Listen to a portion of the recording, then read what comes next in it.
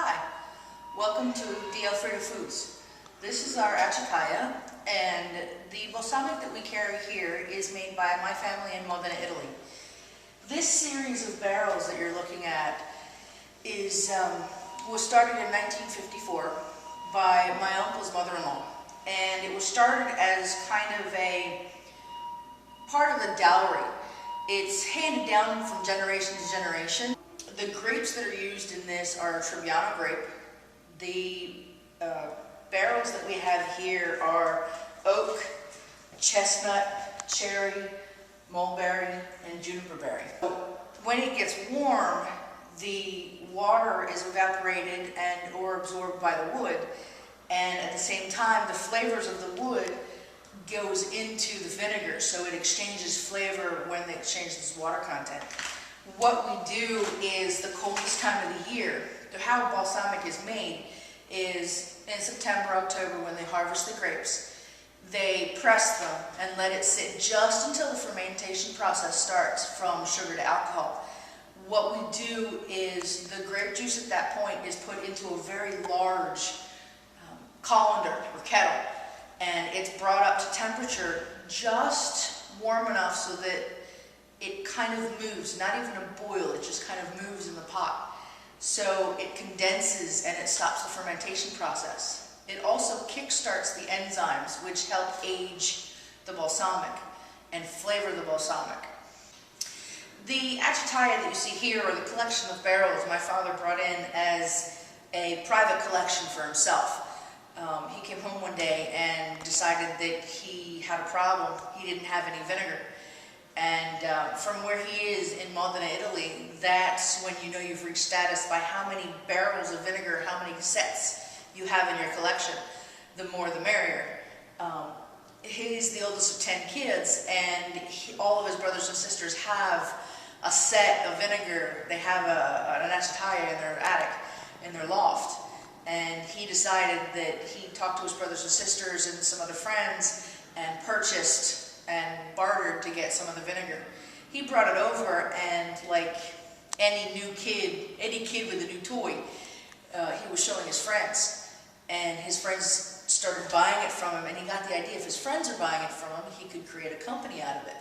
So we created a company, and this is where we are today. Our 10 flavors of olive oil that we do bottle. We have a garlic, Sorrento lemon, red pepper, basil, porcini mushroom. We have a white and black truffle. We have a rosemary. Our prized possession, or our prized olive oil, is our house special. The house special was created after a flavor that my father had tasted somewhere in his travels. It has a Parmesan cheese, rosemary, garlic, and just a little bit of red pepper. How we are able to do that is all of our ingredients are picked fresh, washed, and dried in a 250-degree oven rather than dehydrated with a spray or salt brine agent. And they're put into a mixing bowl. It's pretty much a mixing vat, about that big. And as the olives are pressed, the flavors, the ingredients are in the bottom, and they mix until we're satisfied with the consistency and the flavor. So if you want to think about it as steeping a tea bag in a cup of water, you know, the longer it sits, the better the flavor. Because they're dried, they reconstitute with the oil, and there's no possibility of foodborne illnesses. It's a very wonderful flavored product, and it's in very high demand.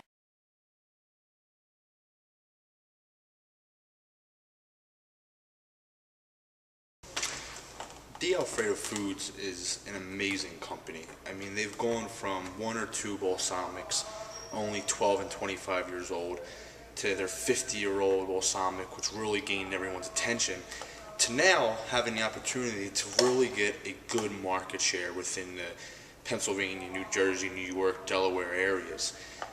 We've worked very hard. We've extended the line. We brought in now 10 flavored olive oils. We added on 2 balsamic lines to make sure we can compete with the retail market, because not every shop can pitch 25 and 50-year-old balsamic. So we now have a 4-year-old, our Zorro collection, and an 8-year-old, our Giallo collection.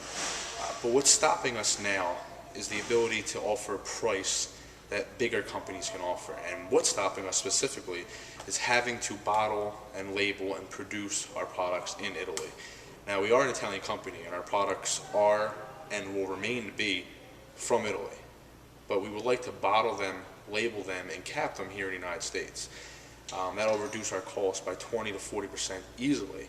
Not to mention the benefits of bringing it to the States. We can buy American labels, we can buy American bottles, we can pay American workers to bottle the product, and it'll just help all around. So you might ask, why are you coming to a crowdsourcing platform to get these funds now? Why not just go buy the machine? Well, even though we may be with a bunch of distributors and may be in over 100 stores, in the end of the day, we still are a family-owned company. The head of the company is Lydia Pecorari. She started with her father. So in that sense, we're just not equipped to go and spend the $20,000, $30,000, $40,000 that it may need to get this facility in here. We put a lot of money into getting the new products in, getting these distributorships, getting these contracts, bringing in all the new bulk product for our bulk program. It was just a lot of investment. And now that we're about to make it, and we're really about to do it as a company, I mean, the product is amazing. It's just one little inch that's stopping DiAlfredo from really emerging into the market, and it's this one bit. And believe me, I know the family, if we had it, and the 30 grand was there, it would have been spent in 3 seconds. But we just don't. We just don't. The company's solid, our financials are solid, our product is solid, and we're on a good path, and we can continue to trudge like this. But breaking through the next barrier is just not going to happen without the bottling, labeling, sealing machine. It's just not going to happen. If we have to keep paying 30% more and paying the higher rates the euro demands, in comparison to the dollar, we're never going to be able to compete with the companies who have the facilities in the United States or are bringing over 10 times as much as we're bringing over, which helps them in their costs. When we ship over 400 to 800 liters of a product, it might seem like a lot, but it's nothing. I mean, that's one fraction of a container that's coming overseas on a ship compared to companies who have 5 of their own containers every month. So we just can't do it. And it's a shame, because we would love for the West Coast, for the Midwest, for the South to be able to taste DiAlfredo's product. And the only way to bring our product to that market and pitch it to those distributors is to have a price that's comparable to the bigger guys. Because in my opinion, I don't want to seem arrogant, but in my opinion, DiAlfredo's balsamic and olive oils are hands down the best. And as you'll see for the rewards or the gifts, or whatever the name is that you get for helping us out, you'll receive one of these products, and you'll know just how great it is and how much goes into it. The title of the goal, the generic goal, might be to bring a bottling machine in here. But at the end of the day, the real goal is to make sure that more people can enjoy the highest quality product that there is. I mean, that's our real goal. We want more people to taste the passion in this product. You might say, I've seen flavored olive oils in my grocery store. Well, the first thing I would say is you may have seen a couple flavors, not 10 flavors. Not House Special, which has Parmigiano Reggiano cheese in it. One of the only companies who figure out how to dry cheese enough to put it inside of an olive oil. It's our top seller. But 9 more flavors: garlic, lemon, porcini, mushroom, basil. But the biggest step, past not having the flavors that we have, go inside one of them stores, grab the bottle, and start moving it. You're not going to see anything floating, right? You're going to see just olive oil. Maybe it might be a different color depending on what the flavoring is, but it's just olive oil. Pick up some of DiAlfredo's flavored olive oils. Not all of them, because some of them are impossible, but a lot of them. And shake it. You'll see the basil in there. You'll see the pepperoncino in there. I mean, you'll see the natural flavors inside of these olive oils. We didn't just push it in there and hope that it tastes good. These things have settled. They've soaked like a tea bag.